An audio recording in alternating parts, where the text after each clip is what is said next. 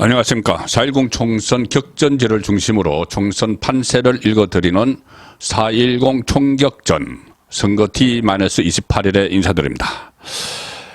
이번 선거에서 하나 관전 포인트가 되는 점은 3자 대결 구도가 벌어지는 곳입니다. 3자 대결 구도. 이 국민의힘 후보, 민주당 후보, 이 양대 후보 외에 제3의 후보가 등장하는 선거판이죠. 자, 일단 지금 제3지대 정당 중에서 가장 높은 지지율을 받는 것은 조국 신당입니다. 조국 혁신당이라고 이름 붙인 정가자들, 피고인들이 모인 정당인데 어쨌든 이 정당은 높은 그러니까 제3지대 중에서 가장 많은 지지를 받고 있지만 지역구에 후보를 안 내죠. 비례대표에만 올인합니다. 그래서 지역구 후보를 내놓은 곳은 지금 이준석이 만든 개혁신당이라는 곳, 거기 전국에 한 50몇 군데 지금 내겠다고 하고 있습니다.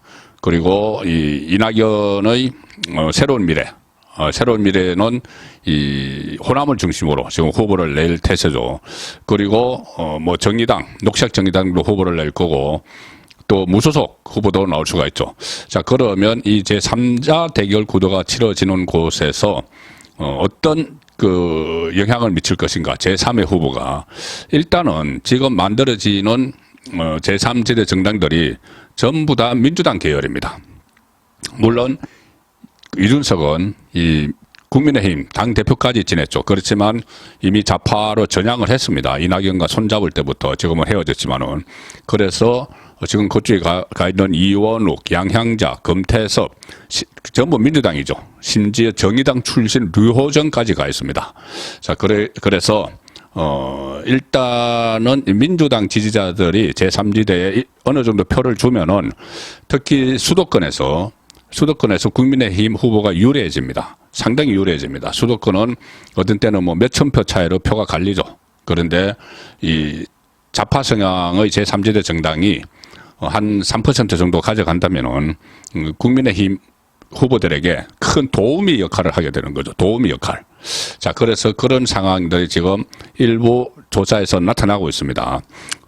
조금 전에 발표된 조사를 먼저 하나 소개해 드리면은 이 JTBC 조사입니다.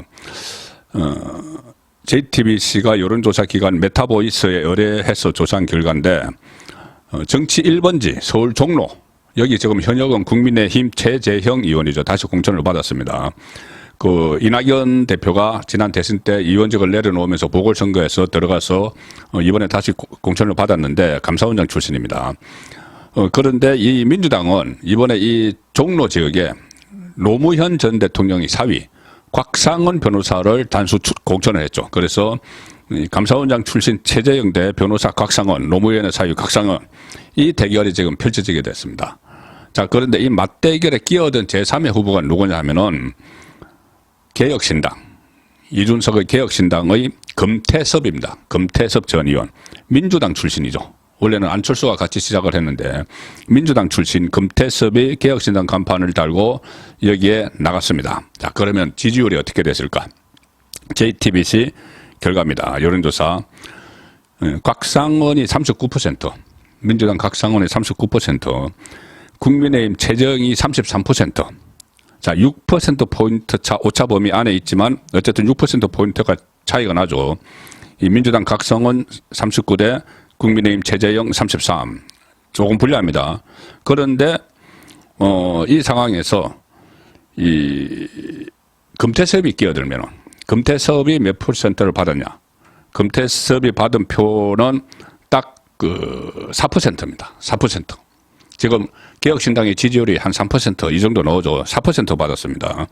그래서 금태섭이 가져간 표는 결국은 곽상원 표겠죠. 민주당 표겠죠. 그래, 곽상원 표에 금태섭 표를 이 산술적으로 그냥 합쳐보면은 43%나 됩니다. 그러면은 최재형 후보와의 격차가 10%포인트가 나서 오차범위 밖으로 거의 나가버리죠.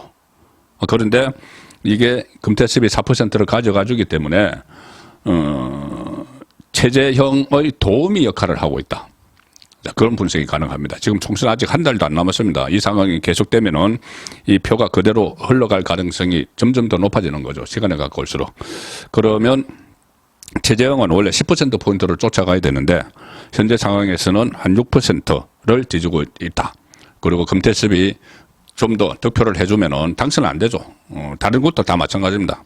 그러면은 국민의힘 후보의 도우미 역할을 곳곳에서 지금 할 수가 있다는 겁니다.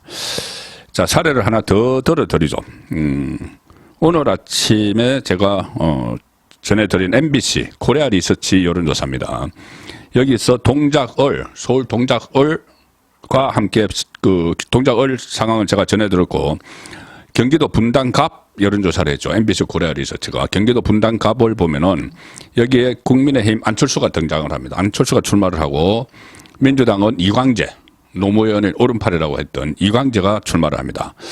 자, 안철수가 여기서 보궐선거에서 당선이 돼서 현역 국회의원이죠. 이광재와 안철수의 지지율 격차는 47대 39, 안철수가 47%, 민주당 이광재가 39%. 자, 그러면 8%포인트를 앞서고 있죠. 그런데 이 지역에 또 이준석의 개혁신당 후보가 한 명 출마를 합니다. 누구냐? 정의당 출신 류호정. 자, 류호정은 몇 퍼센트냐? 3%. 금태섭 4%. 류호정 3%. 개혁신당 지지율 2% 내지 3%. 딱 거기 머물러 있죠. 그래서 이 개혁신당 그 출신 소속이 이렇게 분당 조금 전에 말씀드린 서울 종로에서는 최재형 도우미 역할, 금태섭이, 그리고 분당갑에서는 안철수 도우미 역할, 류호정이 하는 겁니다. 류호정이 없으면 이정재가 40% 선으로 올라가죠. 우선 제가 산술적으로만 말씀을 드리는 겁니다. 지금 47대, 안철수 47대, 이광재 39인데, 류호정 이광재 표를 가져가는 거죠. 3%가 이리로 가면은 47대 39가 아니고 47대 42가 되는 겁니다. 더 격차가 줄어들죠. 이건 이제 추격을 할 수 있는데, 이 산술적으로 보면은 지금 3%, 4% 가져가는 것이 수도권에서 그 이준석 당이 가져가는 것이 상당히 국민의힘은 도움이 된다. 근데 이게 지금 딱 한계죠. 4%가 딱 한계인데, 자, 이준석도 지금 출마를 합니다. 이준석도 수도권에 출마를 합니다. 그럼 이준석은 몇 표는 얻을까? 당선은 어림도 없죠. 자, 왜 당선이 어려움 없는지 제가 말씀을 드리겠습니다. 단순히 비하하는 것이 아니고, 이준석이 경기 화성을 지역에 출마를 했습니다. 이 경기도 화성을은 이 동탄 신도시를 끼고 있는 곳입니다. 동탄 신도시. 이 반도체 벨트. 거기 삼성 공장도 있고 현대 자동차 공장도 있고 막 있습니다. 그 반도체 벨트를 끼고 있는 동탄 신도시인데, 그 현대 자동차 또 삼성전자에서 사람들 이번에 그쪽에서 민주당 그리고 국민의힘으로 출마를 했습니다. 이 동탄 신도시는 원래 이 이원욱이 이 지역에서 3선을 했는데 신설된 화성정으로 옮겨갔죠. 이원욱 같이 그 이준석 신당에 합류한 이원욱이 옮겨가고 이 화성을에 반도체 벨트가 있는 화성을에 이준석이 출사표를 던진 겁니다. 왜 이준석이 호기롭게 여기 출사표를 던졌냐 하면은 이 지역이 그 현대나 삼성전자 연구소 뭐 이런 것들이 있기 때문에 상당히 젊음이 넘치는 그런 도시죠. 그 신도시입니다. 그래서 39세 이하 인구가 무려 41.4%. 다른 농촌 지역과는 엄청나게 차이가 있습니다. 41.4%. 그리고 이 주민들의 평균 연령이 34세밖에 안 됩니다. 34세. 장년층이 거의 그 드물죠. 한 10% 정도 된다고 하는데, 그래서 이준석은 자기가 이 젊은 층에 소구할 수 있다 해가지고 여기를 선택을 한 겁니다. 고르고 골랐죠. 이게 대구 출마한다, 앉아서 밥만 먹는 살찐 고양이들 다 덤벼라 이런 식으로 하고 대구 간다고 했다가, 또 원래 있던 노원병에 다시 간다고 했다가, 또 세종 간다고 했다가, 이 우왕좌왕 하다가 결국은 이 젊은 층이 많은 곳, 이것은 자기에게 유리할 것이다 해서 갔는데, 이준석은 지금 거의 여기서 망하고 있습니다. 왜 그러냐면은 이 도시에 이 화성을에 일단 민주당에서는 공용운이라고 현대자동차 사장을 했던 사람을 영입을 했습니다. 자, 그쪽에서 계속 근무를 해왔던 사람입니다. 공용운은. 그래서 그쪽에 토박이 비슷하죠. 신도시에 토박이 처음부터 가 있었으니까는. 그래서 만만찮다. 민주당 공용은 그리고 여기는 이원욱 민주당 이원욱이 3선을 한 지역입니다. 그러니까 민주당 세가 강하죠. 그런데 여기에 도전장을 던진 국민의힘 후보가 누구냐? 한정민 삼성전자 연구원인데 삼성전자 연구원도 이 안에 있어서 그러니까 신도시의 토박이들이죠. 민주당 후보나 국민의힘 후보나. 그런데 이준석은 그 외지인이죠. 그냥 골라서 간 거죠. 외지인 골라서 간 겁니다. 최근에 뭐 민주당에서 갑자기 공천을 받은 안기령인가요? 거기 뭐 도봉구 자기 지역구 가서 동네도 몰라서 망신을 샀는데 이준석도 비슷할 겁니다. 거기 가서 지금 동네 익히기 급급한 그런 상황이죠.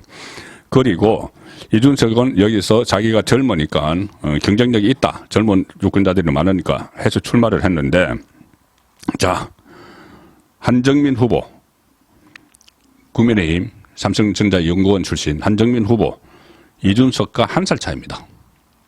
이준석은 자기가 젊다 해서 젊은이들이 있는데 가겠다 해서 갔는데 1살 차이. 1살 많습니다. 1984년생 한정민 이준석은 1985년생. 그래서 이준석은 결국 고르다가 갔지만 지금 다시 되돌릴 수도 없고 망했다는 생각을 하고 있겠죠. 이렇게 되면은 이준석도 다른 그 류호정이나 아니면은 금태섭 또 저 영등포 갑에 출마한 허나 그 영등포 갑은 민주당에서 국민의힘으로 넘어와서 공천받은 김영주 국회 부의장과 영등포 구청장을 지낸 민주당 최현일이 맞서는 것이죠. 거기에 또 막상막하의 대결이 펼쳐질 텐데 거기에 허나가 또 민주당 표를 잠식을 하겠죠. 허나는 국민의힘 출신이지만 어차피 이준석과 같은 배를 타고 이낙연 쪽에 갔다가 온 사람입니다. 거기도 좌파로 전향을 한 사람이죠. 자, 그래서 민주당 표를 갉아먹으면서 김영주의 도우미 역할을 허나는 한다. 그리고 이준석도 본인이 홀로 서서 뭐 당선되고 이런 것보다는 몇 % 얻을지는 이제 곧 지지율 조사가 나와보면 알겠지만 크게 못 얻을 겁니다. 지금 류호정 3%, 금태섭 4% 이것보다는 조금 더 많이 얻을지 몰라도 어쨌든 본인이 당선은 되지 않고 이쪽에 그 국민의힘 후보 한정민 후보의 도우미 역할을 하는데 거칠 가능성이 높다. 망한 거죠. 이런 상황이 여러 군데서 지금 벌어질 겁니다. 가령 예를 들어서 여기 양향자도 있죠. 양향자 민주당 그 출신인데 이번에 용인갑에 출마를 합니다. 용인갑에 출마를 하는데 이 용인갑에도 뭐 삼성 그 쪽에 있으니까는 자기가 삼성전자 고졸 출신 첫 임원 이런 그 캐릭터가 있죠. 그래서 여기 양향자가 이준석 당 개혁신당으로 출마를 하는데 여기는 누가 맞췄느냐 하면은 용산 인사비서관 출신 이원모 국민의힘에서 용인갑입니다. 그리고 이 부산 경찰청장 그리고 문재인 정부 총리실 민정수석을 지낸 이상식 그래서 이원모 이상식 금경 대결을 벌이는 곳이죠. 여기도 치열한 대결이 예상되는데 여기에 양향자가 갑니다. 그러면 양향자는 가서 다른 곳과 마찬가지로 국민의힘 후보 여기서는 이원모 도우미 역할을 할 가능성이 상당히 높죠. 그래서 이준석이 마지막에 당을 만들어서 결국 총선에서는 결국 최후에는 이 국민의힘 도우미가 되고 있구나. 그렇게 국민의힘에서 소동을 많이 일으켰는데 이번 총선에서는 국민의힘에 절대 필요한 도우미가 되는 그런 상황으로 가고 있습니다. 4.10 총선 그 판세를 들여다보고 특히 주요 격전지의 정황을 짚어드리는 4.10 총격전 선거 D-48일에 보내드렸습니다.